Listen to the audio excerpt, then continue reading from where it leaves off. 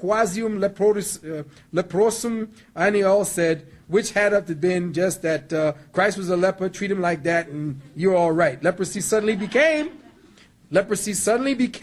respectable, and many of the faithful set up leper hospitals to care for the unfortunate bearers of the divine stigma. The first English hospital was in Nottingham, England, and they soon sprang up all over. Leper houses, or what they call Lazarus houses, became the fashionable way of purchasing one's way into heaven. Set up a leper house, and you're going to heaven.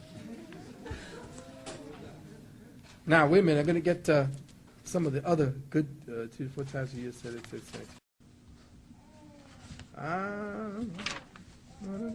Here we go. All right. Check this out. Plague is carried by fleas, which in their turn are passengers on rats and rodents. Okay? This is fun. Now, the flea mostly concern is labored by many of us in Central Asia. They blame everything coming from Asia. Okay? Fleas were so common that they were regarded almost affectionately as a constant companion to man. Certainly fleas and lice, if not man's best friend, might be considered his closest friend. And those who were lucky enough to have the best and the warmest clothes often had the most fleas. When Thomas à Becket was disrobed for burial after his assassination, check this, y'all. Y'all like Thomas à Becket? How'd y'all like Richard Burton as Thomas à Becket? Now, when these people show these pristine, clean, shiny floors to the palaces, that's the biggest lie on the planet. When they show you these beautiful-looking people, all the women looking so clean, and there was some stink fucks, I'm telling you. These people were filthy. They walked in mud. They were the most disgusting and vile of people. I don't give a damn how they want to flavor it in Hollywood, how the British want to try to sanitize their past, how the Europeans want to sanitize their history. They were some stink-ass people before the Moors came and taught them how to bathe, gave them underwear, showed them sanitary conditions, everything. Now, I don't give a damn what you think. You can call me racist. This is your history. And I'm just sick and tired of you giving me this Hollywood goddamn version with Elizabeth Taylor and all of these people fanning themselves. Y'all was some stink. Let me tell you something. That's where perfume came from. You needed the perfume in the handkerchief so that you could wave it back and forth because the stink and the funk coming from the next motherfucker was too overwhelming.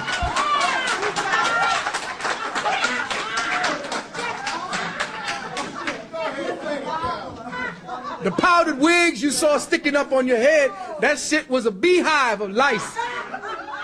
Y'all was some nasty motherfuckers, and don't tell me no shit about all this crap about how wonderful and how civilizing you came us. Y'all were nasty. Queen Anne had a party because she had her first bath on her 23rd birthday. So don't talk no shit to me about your civilizing. Now, when Thomas à Becket was disrobed for burial after his assassination, a large population of disciples were evicted. The dead archbishop was clothed in an extraordinary accumulation of garments. Now y'all listen carefully. Outermost there was a brown mantle. Next, a white surplice.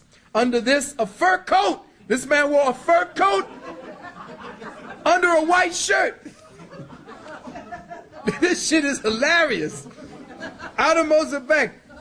Under this, a fur coat of lamb's wool with a woolen pelisse. Then another woolen pelisse. Below this, the black cowled robe of a Benedictine order. Then a shirt. And finally, next to his body, a tight-fitting suit of coarse haircloth covered on the outside with linen. The first of its kind seen in England. Now check this. The innumerable vermin which had infested the dead prelate were stimulated to such activity by the cold air that his hair cloth, in the words of the chronicler who was there, boiled over with them like water in a simmering cauldron. Friar Alberto, in the second tale of the fourth day of the Decameron, sums up the ecclesiastical attitude of warm clothing. I will do something today that I will have not done in a long time. I shall undress myself. Now, could you imagine you sitting there over this man's body, you cut open his clothes, his 5 to 6 to 8 layers of clothes that he ain't never took off in his life.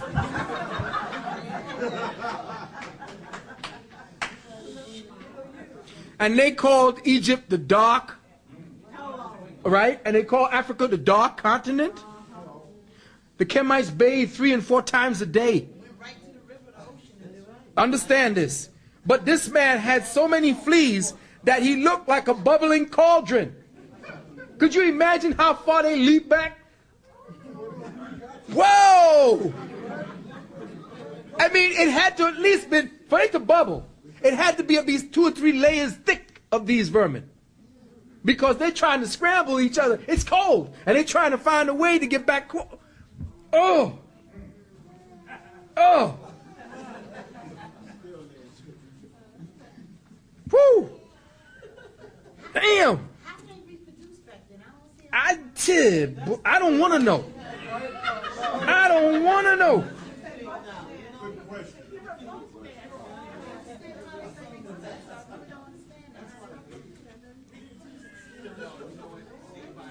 Wait, now here we go, people.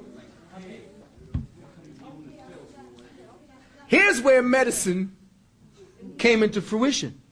Because you got to remember that since the church burnt all the wisdom, these people had a little bit of their superstition.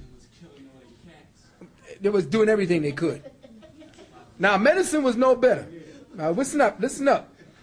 The cures and prophylactics were based on fantastic flights of imagination and minimal practical experience, like much of the psychoanalytic writing. Paracelsus, you heard of him, right? Yeah, he was called Theophrastus Bombastus von Hohenheim. They had to call that book. Now, they say that Paracelsus was the father of quackery. All right? Now, he reported on the use of for the plague people of dried toads to relieve the pain of the boobers. The boobers are actually the boils. That's where the word bubonic plague came from. Okay? So, this father of medical quackery reported on the widespread use of dried toads to relieve the pain of the boobers, explaining that as a live toad is moist and slimy, so a dead toad or dead tried toad will absorb any moist or slimy material from the body. When it is full, it should be thrown away and a new toad applied. No one should feel disgust at such a physic. In such a time of trouble, no one could afford to be disgusted at ever more repulsive practices. On an obscure reasoning that evil can drive out evil, the boils of dead plague victims were cut out and dried and administered to the sick as a remedy. In East Prussia, the pricklings from the boils were given to the healthy in milk as a prophylactic. Wait, check it out.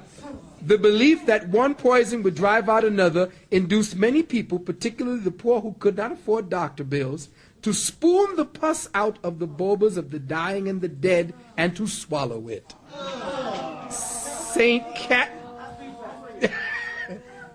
I thought it would get nice and juicy. Wait a minute. Saint Catherine of Siena is renowned. Listen to this. Saint Catherine of Siena. This is saint. These are the names. Saint. These are your saints.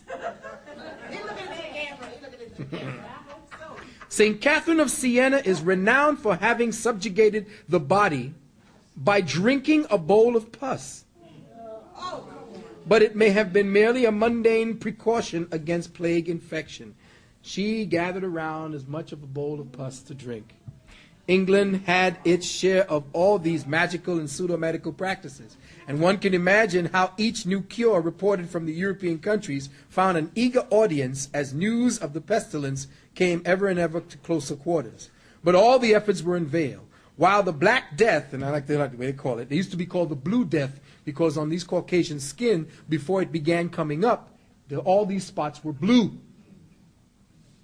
Okay? It was called La Mort Bleue in France, the Blue Death. But then it became the Black Death.